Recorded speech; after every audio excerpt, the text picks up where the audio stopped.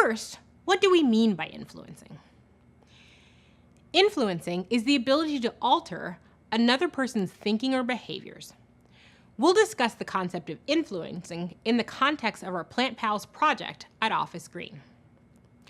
Let's say that your team would like to partner with a well-known chocolate manufacturer to create a bundle deal. With this deal, the client could choose to add on a high-quality chocolate bar with each plant they purchase. You decide to send an initial email to a partnership manager at the chocolate manufacturer to gauge their interest in the idea and ultimately influence them to work with you. So, how do you go about writing that email that effectively influences your audience to consider your idea? Well, it turns out there are 4 tried and true steps of effective influencing.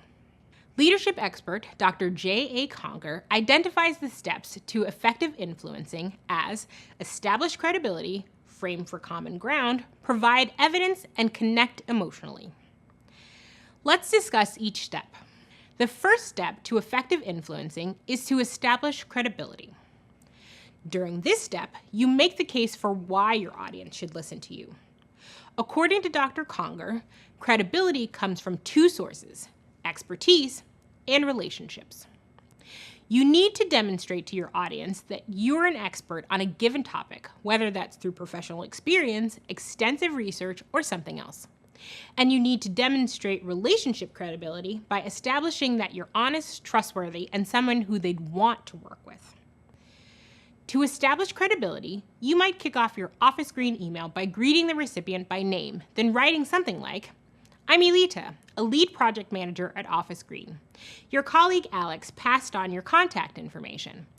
Alex and I worked together to launch new services at Office Green before she joined your organization." In these opening lines, you've established expertise credibility by introducing your role at Office Green and by subtly highlighting that you've launched new services in the past.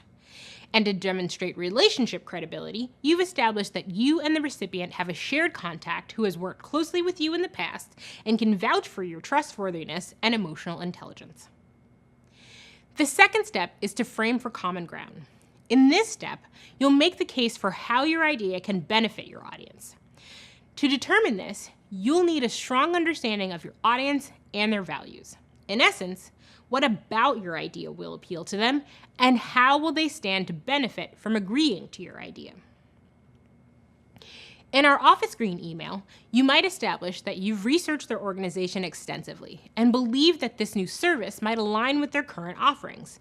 For example, you might write something like this: "We're launching a service to provide top clients with desk plants, and we'd like to explore a bundle offering to pair high-quality chocolate with each plant order. I've admired your organization's push in recent years to work with other lifestyle and wellness brands, and I think there may be a great opportunity for us to collaborate."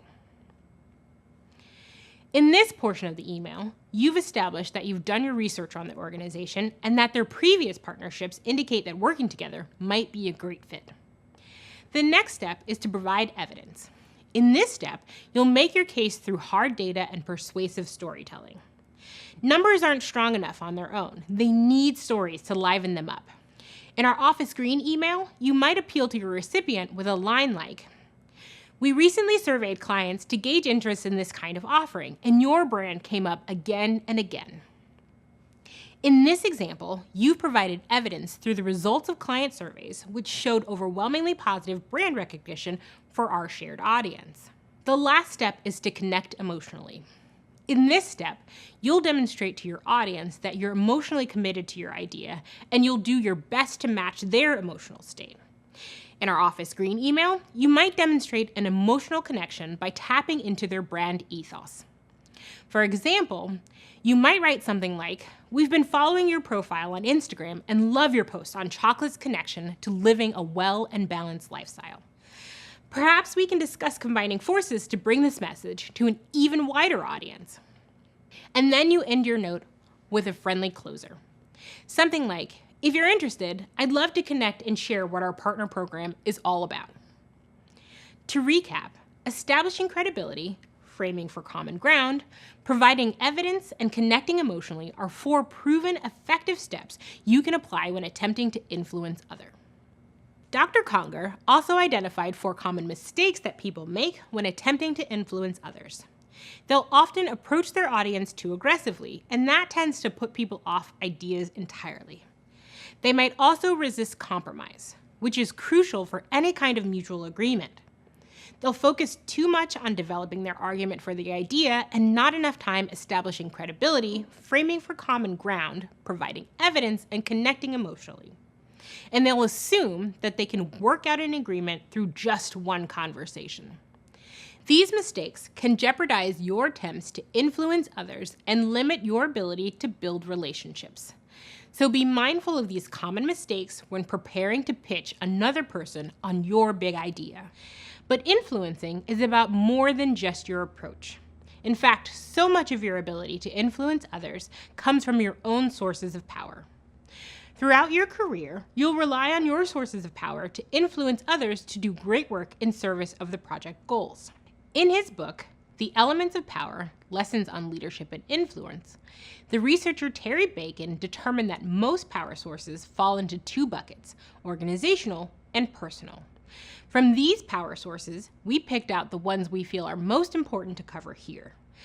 Let's start with organizational sources of power, which include your role, information, network, and reputation. First, we have your role, which refers to your position within an organization or team. In a project management role, you have a certain level of power over the project and therefore more influence. Information is another source of organizational power, which refers to your level of access and control over information. As a project manager, you possess a huge amount of information about your work and your stakeholders, which can work to your benefit. Now, it may be tempting to assume that as a leader, you have all of the answers. But to be a good influencer, you should ask questions and consider all ideas. You may even hear new insights and notice issues in a different way. Share information with your team regularly so that they can provide input on the full picture. You can also derive power from your network.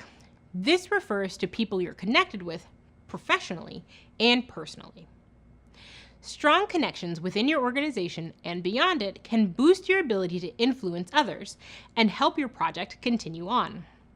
If you demonstrate that you're well connected and have a good chance of getting stakeholder support or budget approval for your plans, then you're more likely to get your audience on your side. You should use your network to help colleagues make new connections. Your team's effectiveness will increase as you take on the responsibility of helping each person develop their skills and expand their network, which in turn increases their own influencing power. Lastly, we have reputation, which refers to how others perceive you overall.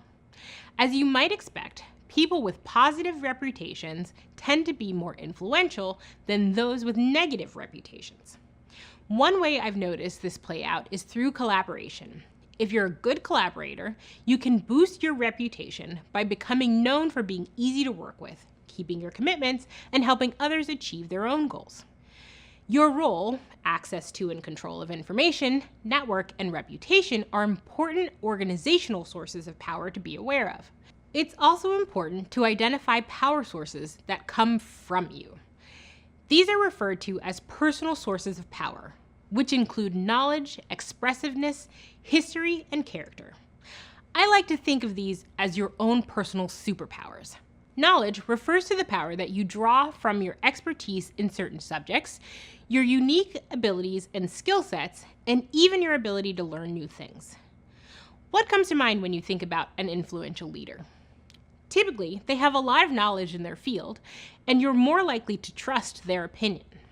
When you're considering how to use your own knowledge as a source of power, reflect on the expertise you already have, and consider areas where you still want to grow and learn more. Expressiveness refers to your ability to communicate with others. This is a big one. As you learned earlier, so much of influencing comes down to how you approach your audience. Maybe you're a great storyteller, or maybe you're really good at connecting emotionally with people. Strong communication skills like these can significantly increase your ability to influence others. The next personal source of power is history. History refers to the level of personal history there is between yourself and another person. Makes sense, right? A strong relationship with the person you hope to influence can go a long way. As a project manager, you'll be managing team dynamics and building team relationships, which can help you build up personal history with the people around you. And finally, character. Character refers to other people's view of the qualities that make you, you, like honesty, integrity, kindness, and so much more. Character is a huge one. You'll derive an enormous amount of power from high estimates of your character. What personal characteristics do you value within yourself? These are the qualities that have the power to make you a strong, supportive leader for the people around you. Knowledge, expressiveness, history, and character are just 4 personal sources of power. But it's important to remember that there's so much wrapped in each one of these. There's trustworthiness, authenticity, wisdom, and on and on. There are so many attributes to draw power from. I like to think of these elements as personal superpowers. I learned early on in my career that my personal superpower is knowledge, specifically my innate curiosity. When I started at Google, I didn't have a background in software engineering. But I'm a naturally curious person, and I'm not afraid to ask questions. When I join a new team, I find the engineer who seems to have the most knowledge or experience, and I ask them to teach me how everything works. Most people are genuinely interested in sharing what they know. That initial chat usually leads to conversations over lunch, which helps me to build my own knowledge and personal history with my colleague. And through these conversations, I learn about other teammates to connect with, which increases my network. As you build your career, try to identify your own superpowers. Find the combination of influencing techniques that best suits your particular circumstances. It takes practice to polish your skills and lean into various superpowers when working with others. But if you invest time in thinking and troubleshooting your influencing strategy, it will pay off.